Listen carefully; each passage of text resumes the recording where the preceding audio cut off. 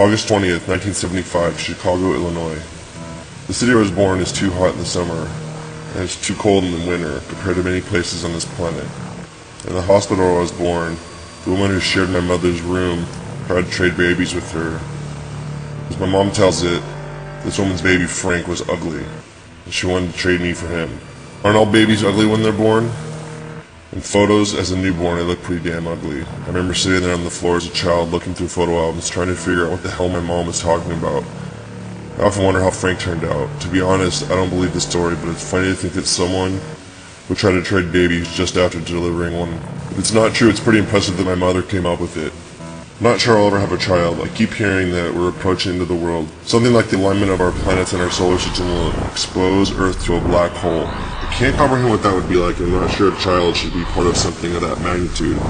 We might experience great pain and suffering, but then again, it could blow our minds and be some sort of awesome event. If it's not a black hole screwing the Earth, it's an ass-backwards political administration ripping off humanity, a water shortage, an asteroid, or the Antichrist that will, at some point end life on this rock.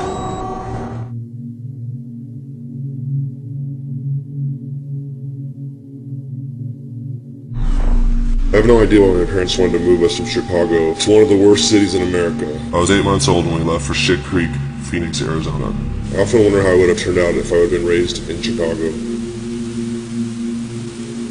All Phoenix had to offer was cacti, an abundance of institutional racism, and news programs saying how you could cook eggs on the blistering sidewalk.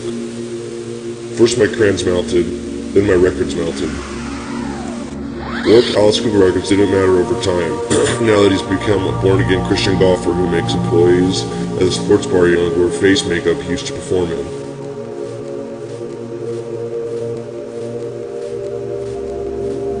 In the past, there were some okay bands from Phoenix, and some awesome skaters if you could survive the heat, but you had to avoid being cooked like an egg on the miles and miles of sidewalk. 127-degree weather was hell. At least it felt like hell when I watched the heat rise from Phoenix's giant asphalt grid. I'm surprised that Brandy, my dog, or Baloney, my cat, didn't die of heat exhaustion. We had a slew of bunnies over the years, and some of them did die from it. We put ice packs out for them to lay on, but even that wouldn't save them.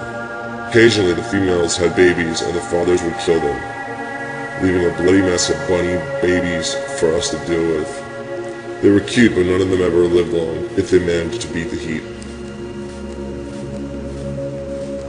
My earliest childhood memories are being dropped off at the air-conditioned indoor mall trying to stay cool. I could not avoid the van skate shop placed among the garbage of consumerism. It was there that skateboarding became a prominent part of my early childhood. Back then, skateboarding embodied the nasty punk ethics that would essentially raise me.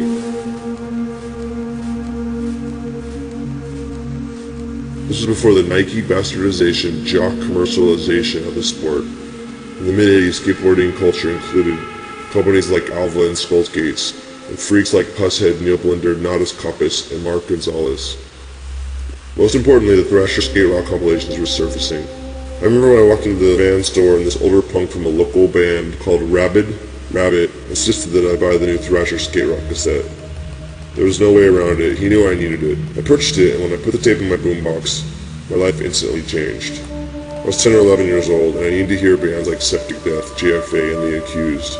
It was the Thrasher compilations that drove me down and dropped me off in the cultural alley of punk. It was in that same alley that I met an angel of death. On my way to middle school, I would see these metal-looking dudes cruising around in a car covered with punk stickers. As music blared from their car, they gave me the guide nod and took off, leaving my mom and me at the green light. One night, I was out with this metal kid from school. He was on a mission to find his older brother who had stolen his allowance. We eventually tracked his brother down at a party a few blocks from my house, not a place where 12-year-old kids belong. Everyone there was older than me and, well, very metal. I stood still in the corner until my friend's brother noticed us. He refused to give up the allowance, called us faggots, and instructed us to shut up. While the brother lectured, my friend leaned over and whispered, "This is how Slayer lives." Just as we were getting the boot from his brother, feather-haired, roach-clip earring, acid-washed, jean-wearing girls who were sitting on the couch across the room decided that my friend and I were cute little punks and told us to stay. So we got to hang out for a bit. It was sort of like we were puppies. While I stood there listening to cool music that was playing, some super metal guy said, "Little dude," and handed me a joint. I hesitated and grabbed it and took a huge gulp. As I tried to smoke it, I choked and made everyone laugh, including my friend. I shrugged and handed the joint over to some hot girl on the couch. Our time was up. The brother pushed us out the door and we skated off. But none of that holds water. Literally, Phoenix is the desert. Even getting to be on the famous Wallace and Lemma show was a letdown. When I was younger, I watched that show every morning for years, wishing I could be on it. They picked names out of a container and called the people to be on the show. I must have submitted my name once a week, and of course, luck wasn't going to land me on that program. When we were camping, my mom met a guy who worked at the TV station. She worked that magic of hers and somehow managed to get a friend and I on the show. See, this is a second-rate kids television program with an odd mix of subtle pedophilia, shitty cartoons, a crappy slush puppet machine, and random, who gives a shit guests. When I went on the show, I got to sit in the very corner of the TV audience. I showed up on the camera a couple of times because of the bright yellow Izod shirt my mom made me wear. But even though the show was just like all the other low-budget crap that kids ate up, I still have to give it to my mom. She had an amazing ability to scan things and hook up cool stuff.